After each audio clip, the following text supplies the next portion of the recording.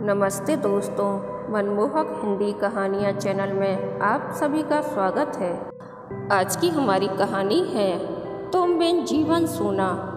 आपको हमारी कहानी पसंद आती है तो वीडियो को लाइक, शेयर एंड चैनल को सब्सक्राइब जरूर कीजिएगा। बहुत एहतियात के साथ संचित ने जूही को गाड़ी की पिछली सीट पर बैठाया। फिर भी जूही के चेहरे पर दर्द की लकीरें उभर आईं। संचित परेशान हो उठा। टाँके खिंच रहे हैं जूही? नहीं, ठीक हूँ। जूही अपने आप को संभालती हुई बोली, रुको, मैं पीछे कुशन लगा देता हूँ, फिर तुम आराम से सिर टिका लो। बस 1 घंटे में घर पहुँच जाएंगे। कुशन पर सिर टिकाकर जूही ने आंखें बंद कर लीं। गाड़ी बहुत आराम से चलाना। ड्राइवर को बोलकर संचित ने आगे की सीट पर बैठे बेटे के हाथ से रैपर लेकर जूही के ऊपर डाल दिया और एक दुलार भरी निगाह जूही के चेहरे पर डालकर उसका हाथ अपने हाथ में लेकर धीरे धीरे सहलाने लगा। आज पूरे 10 दिन बाद जूही नर्सिंग होम से डिस्चार्ज होकर घर आ रही थी। 8 दिन पहले यूटेरस निकालने के लिए उसका ऑपरेशन हुआ था। कुछ तो ऑपरेशन की कमजोरी थी, कुछ शायद स्त्रीत्व से जुड़ा एक अहम हिस्सा शरीर से निकल जाने की वजह से वह एकदम बेजान सी हो गई थी। पिछले 1.5-2 साल से काफ़ी परेशानी झेलने के बाद डॉक्टरों ने यही सलाह दी कि यूटेरस निकलवा दिया जाए। इसके अलावा दूसरा कोई रास्ता नहीं था। जानती तो वह भी थी, लेकिन 10-12 दिनों तक घर छोड़कर हॉस्पिटल में रहने की बात सोचकर ही वह कांप जाती। फिर भी ऑपरेशन तो करवाना ही था। इधर बच्चों की जाड़े की छुट्टियां भी थीं। संचित ने भी ऑफिस से छुट्टी ले ली थी। एक बहुत बड़ा काम था यह सबके लिए। चलो, हर महीने की परेशानी और दर्द से निजात तो मिली। ऑपरेशन भी ठीक से हो गया था। टाँके भी काफ़ी हद तक सूख चुके थे। बस कुछ दिनों के बेड रेस्ट के बाद वह फिर पहले की तरह सामान्य जिंदगी जीने लगेगी। पूरे 10 दिनों तक घर से दूर रहने के बाद वह आज अपने घर जा रही थी। उसकी खुशी का तो कोई ठिकाना ही नहीं होना चाहिए था, लेकिन जूही का दिल आशंका और चिंता के मारे बैठा जा रहा था। उसके बिना उसके घर की जो दुर्दशा हुई होगी, यह सोच सोच कर उसकी घबराहट बढ़ने लगी थी। वह हमेशा यही कहती थी कि वह 2 नहीं 3 बच्चों को पाल रही है। सच, संचित अपनी उम्र और अनुभव की सीमा के बाहर अपनी ज़रूरतों के मामले में एक बच्चे की तरह ही निर्भर था जूही पर। जूही को याद नहीं पड़ता कि शादी के बाद वह कभी इतने लंबे समय तक घर और संचित को छोड़कर बाहर रही हो। शादी के बाद जब भी वह मायके गई तो संचित के साथ ही गई। 3-4 दिन रुककर फिर संचित के साथ ही वापस आ जाती। भाभी अक्सर चुटकी लेती, ये क्या कुंवर जी, क्या 2-4 रोज भी हमारी ननद रानी को आप हमारे पास नहीं छोड़ सकते? रात को अकेले बिस्तर पर चींटियां काटती हैं क्या? जवाब में संचित बस मुस्कुरा देते। 5 भाई बहनों में सबसे छोटे संचित बस घर के सबसे छोटे होकर ही रह गए थे। छोटी छोटी बात पर माँ पर निर्भर रहना, हर बात उनसे पूछकर करना उनकी कमजोरी सी बन गई थी। कभी कभी बाबूजी माँ पर बहुत गुस्सा भी हो जाते थे। तुमने तो इस लड़के को एकदम पैरासाइट बना दिया है। अभी तुम इसके लिए हर तरफ से ढाल बनकर खड़ी रहती हो। कल को बाहर निकलेगा, नौकरी चाकरी करेगा तो अपने इस अपाहिज पने से 2 कौड़ी का साबित होगा। लेकिन माँ हमेशा अपनी स्नेहिल मुस्कान बिखेरती आश्वस्त सी रहती। मैं इसके लिए इतनी गुणी और समझदार बहू ढूंढ कर लाऊंगी जो मेरे बाद मुझसे भी बढ़कर इसकी देखभाल करेगी। जूही की काफ़ी तारीफ सुनने के बाद और खुद भी अपनी अनुभवी आँखों से बहुत जांच परख कर ही उन्होंने उसे अपनी बहू के रूप में चुना था। शादी के दूसरे दिन ही उन्होंने जूही को अलग बुलाकर अपने लाडले और नाजुक मिजाज बेटे की सारी जिम्मेदारी उस पर सौंप दी थी। और जूही ने भी कभी उन्हें निराश नहीं किया। पति के रूप में संचित बेहद प्यार करने वाले अपनी सामर्थ्य भर पत्नी की हिफाजत और इज्जत करने वाले थे। ऐसे मासूम और भोले भाले पति के लिए तो कोई भी पत्नी अपनी पूरी जिंदगी न्यौछावर करके भी अपने आप को धन्य मानती।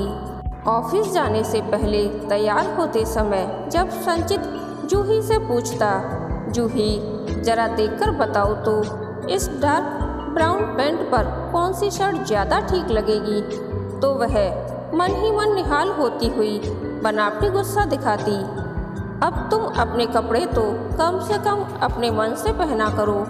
आखिर जेंट्स के कपड़ों के बारे में मुझे क्या मालूम। उसका रुमाल, पेन, गाड़ी की चाबी और ब्रीफ केस सब जूही के भरोसे ही रहता। टाई तक वह जूही के हाथों से ही बंधवाने के लिए किचन तक चला आता।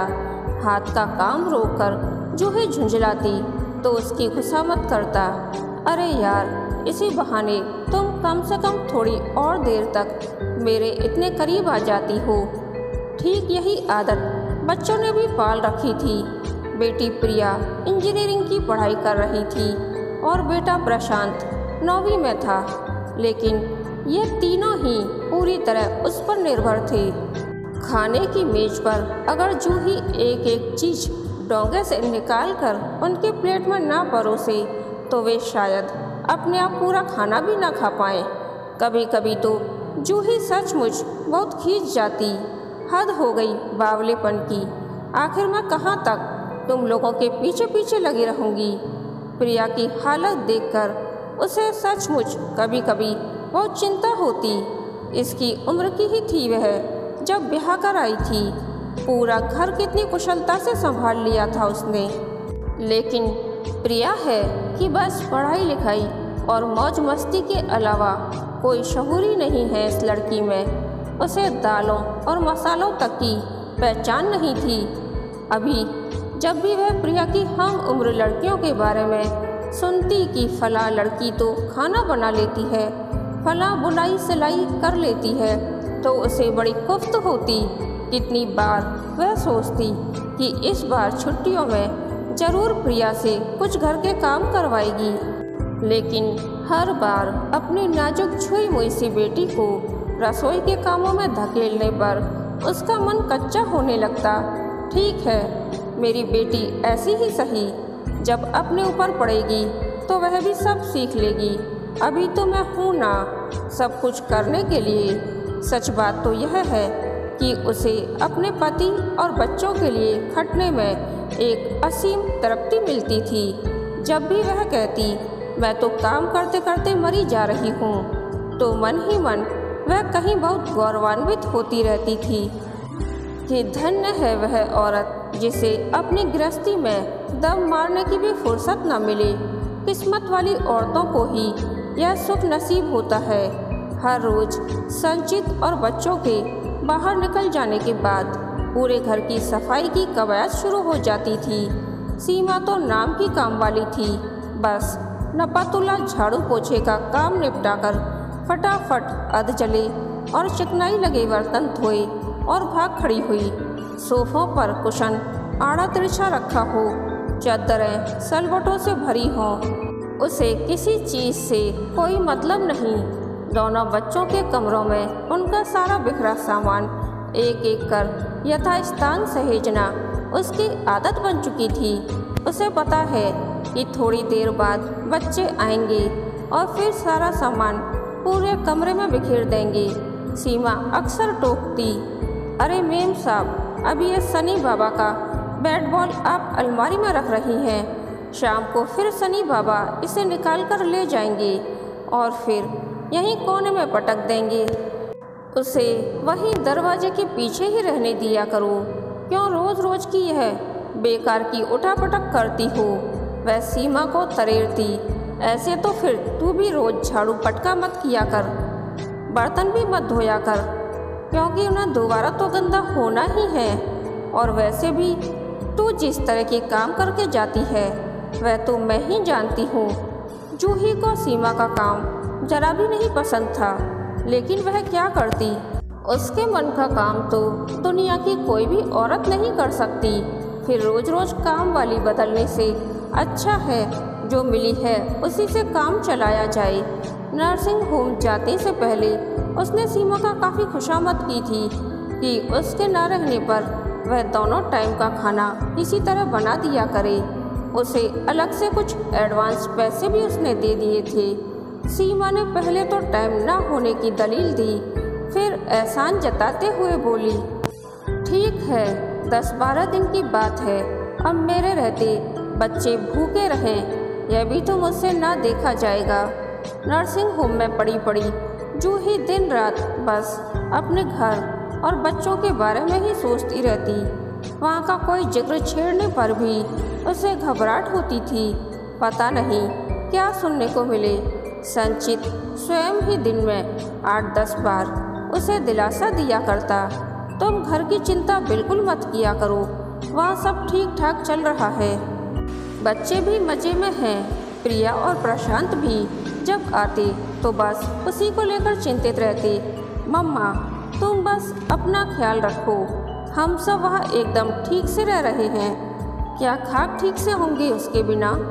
आने से पहले वह सारी ज़रूरी दवाओं के साथ फर्स्ट एड बॉक्स तैयार कर तीनों को बार बार बता कर आई थी। प्रशांत को तो रोज ही कहीं ना कहीं चोट लगती है। प्रिया को भी एलर्जी की शिकायत है। संचित को बीपी की रेगुलर दवा लेनी होती है। पता नहीं सब कैसे चल रहा होगा।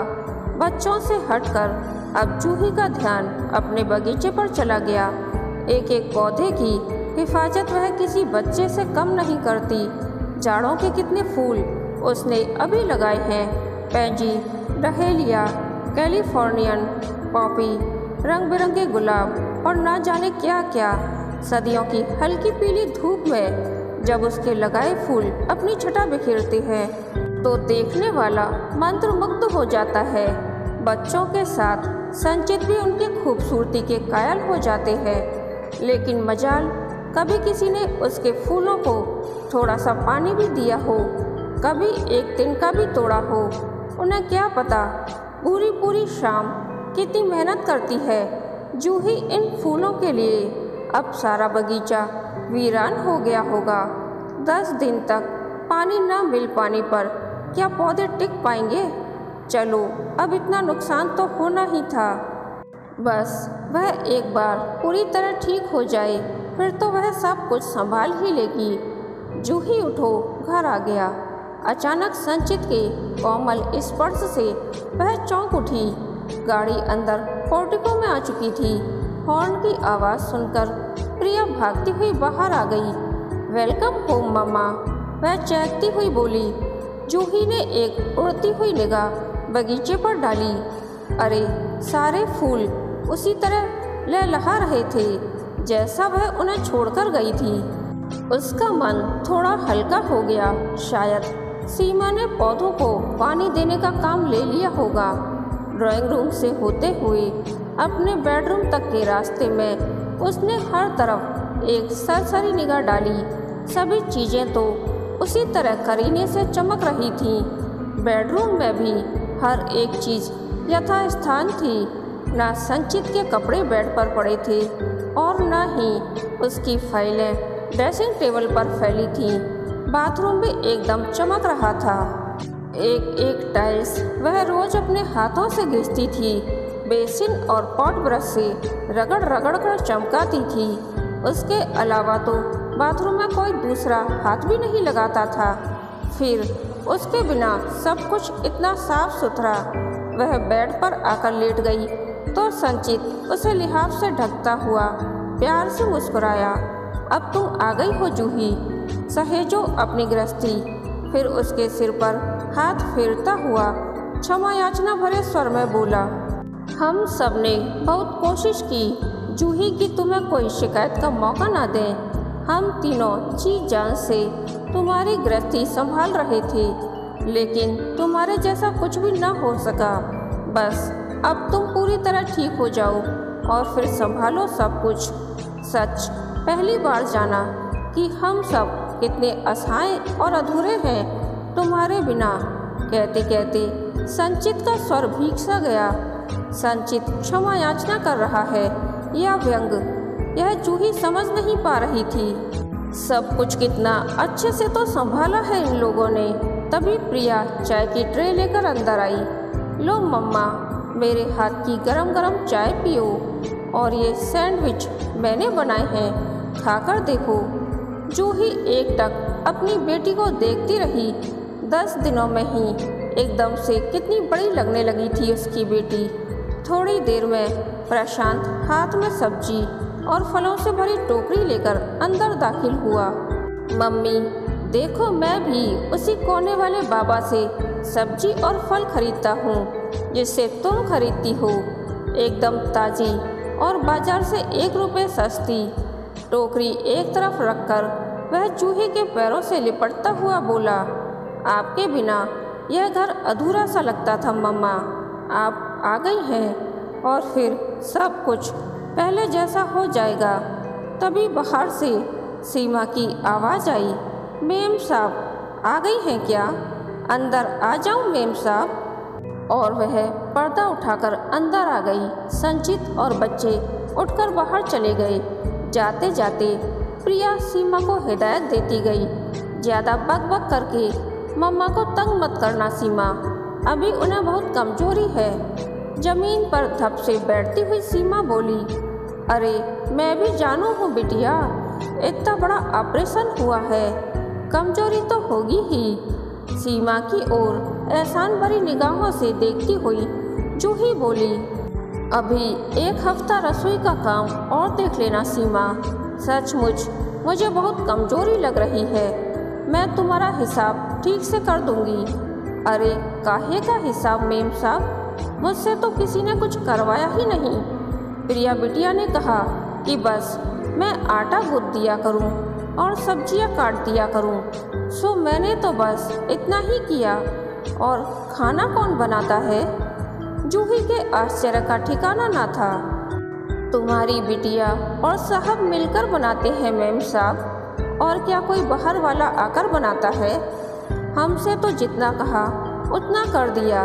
बाकी मेम साहब आपके घर के परानी सब बहुत लायक हैं। प्रिया बिटिया तो जिस घर में जाएगी समझो उजाला कर देगी। आपकी ही सारी आदतें पाई हैं बिटिया ने, पूरा दिन आपकी तरह खटर पटर करती रहती है। सनी बाबा अपना कमरा खुद ही साफ करते हैं, बाहर से सौदा लाने का जिम्मा भी तो उन्हीं का है। जूही की बंद आंखें देखकर सीमा का प्रताप रुका। अच्छा अब आप थोड़ा आराम कर लो मेम साहब, मैं भी जाकर बर्तन निपटा लूँ। जूही ने अपना मुंह लिहाफ के अंदर कर लिया। उसके आंसुओं से तकिया भीगने लगा था। उसके बिना भी उसके पति और बच्चों ने उसका घर संसार इतने करीने से संवारा। यह उसके लिए कितने संतोष और सुख की बात थी। फिर उसके मन में कहीं कुछ दरक सा क्यों रहा था। कहानी के अंत तक बने रहने के लिए धन्यवाद। यह कहानी आपको कैसी लगी प्लीज़ कमेंट करके बताइए।